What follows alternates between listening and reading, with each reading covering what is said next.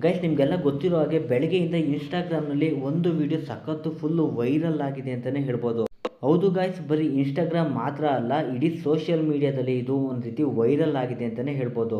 ಸಾಕಷ್ಟು ನ್ಯೂಸ್ಗಳಲ್ಲೂ ಕೂಡ ಇದನ್ನು ತೋರಿಸಿದ್ದಾರೆ. ಗೈಸ್, ನೀವು ಯಾವುದೇ ಒಂದು ಸ್ಟೇಟ್ಗೆ ಹೋದರೂ ಕೂಡ ಯಾವುದೇ ಒಂದು ವೆಹಿಕಲ್ ಒಂದು ಕಾಡಿನ ಮುಖಾಂತರ ಹೋಗಬೇಕು ಅಂದರೆ ಮುಂಚೆನೇ ನಿಮಗೆ ಒಂದು ವಾರ್ನಿಂಗ್ ಕೊಡ್ತಾರೆ. ಎಲ್ಲೂ ಕೂಡ ಕಾರ್ ನಿಲ್ಲಿಸಬೇಡಿ, ಕಾರಿಂದ ಹೊರಗಡೆ ಬರಬೇಡಿ, ವೆಹಿಕಲ್ ಅಂತೂ ಸ್ಟಾಪ್ ಮಾಡಬೇಡಿ ಅಂತ. ಬಟ್ ಅದೇ ರೀತಿ ಇಲ್ಲೂ ಕೂಡ ಒಂದು ರೀತಿ ವಾರ್ನಿಂಗ್ ಕೊಟ್ಟಿರ್ತಾರೆ.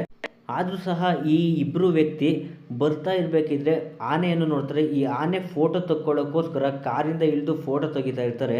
ಅದೇ ಟೈಮ್ನಲ್ಲಿ ಇದು ಒಂಟಿ ಸಲಗ ಆಗಿರೋದ್ರಿಂದ ಈ ಇಬ್ಬರು ವ್ಯಕ್ತಿನ ಅದು ಓಡಿಸ್ಕೊಂಡು ಬರುತ್ತೆ ಅಂತಲೇ ಹೇಳ್ಬೋದು. ಈ ಟೈಮ್ನಲ್ಲಿ ಇಬ್ಬರು ಕೂಡ ಸಾಕಷ್ಟು ದೂರ ಓಡ್ತಾರೆ. ಬಟ್ ಅಲ್ಲಿರುವಂತಹ ವೈಟ್ ಕಲರ್ ಡ್ರೆಸ್ ಹಾಕಿರುವಂಥ ಒಬ್ಬ ವ್ಯಕ್ತಿ ಸಾಕಷ್ಟು ದಪ್ಪ ಇರೋದ್ರಿಂದ ಅವ್ರ ಕೈ ಓಡೋಕ್ಕಾಗೋದಿಲ್ಲ. ಸೊ ಆದ್ದರಿಂದ ಆ ವ್ಯಕ್ತಿ ಅಲ್ಲೇ ಬಿದ್ದುಬಿಡ್ತಾರೆ. ಆದರೆ ಆನೆ ತುಂಬಾ ಫಾಸ್ಟ್ ಇರೋದ್ರಿಂದ ಸ್ವಲ್ಪ ಆ ವ್ಯಕ್ತಿ ಬಿದ್ದಿದ್ದ ಜಾಗದಿಂದ ಸ್ವಲ್ಪ ಮುಂದೆ ಮೂವ್ ಆಗುತ್ತೆ.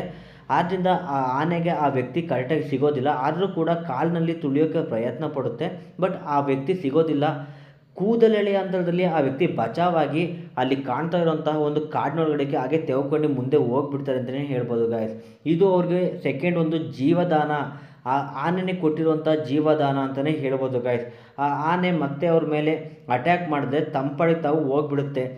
ಸೊ ಇದರಲ್ಲಿ ಮೇಯ್ನ್ಲಿ ಹೇಳಬೇಕು ಅಂದರೆ ಆ ಇಬ್ಬರು ವ್ಯಕ್ತಿದೇ ತಪ್ಪು ಅಂತಲೇ ಹೇಳ್ಬೋದು. ಏಕೆಂದರೆ ಮುಂಚೆನೇ ಹೇಳಿದ್ರು ಕೂಡ ಆ ವ್ಯಕ್ತಿಗಳಿಬ್ಬರು ಕೂಡ ಆ ಒಂದು ಫಾರೆಸ್ಟ್ನಲ್ಲಿ ಕಾರ್ ನಿಲ್ಲಿಸಿ ಆ ಒಂದು ಫೋಟೋ ತಗೊಳ್ಳೋಕೆ ಹೋಗಿರ್ತಾರೆ. ಸೊ ಅದರಿಂದ ಇದರಲ್ಲಿ ಮೇಜರ್ ತಪ್ಪು ಅವ್ರದ್ದೇ. ಆ ಆನೆ ಅದ್ರ ಪಾಡಿಗೆ ಅದಿರುತ್ತೆ, ಇವರು ಫೋಟೋ ತಗೊಳ್ಳೋಕೆ ಹೋಗಿ ಎಡ್ವರ್ಟ್ ಮಾಡ್ಕೊಂಡಿದ್ದಾರೆ ಅಂತಲೇ ಹೇಳ್ಬೋದು.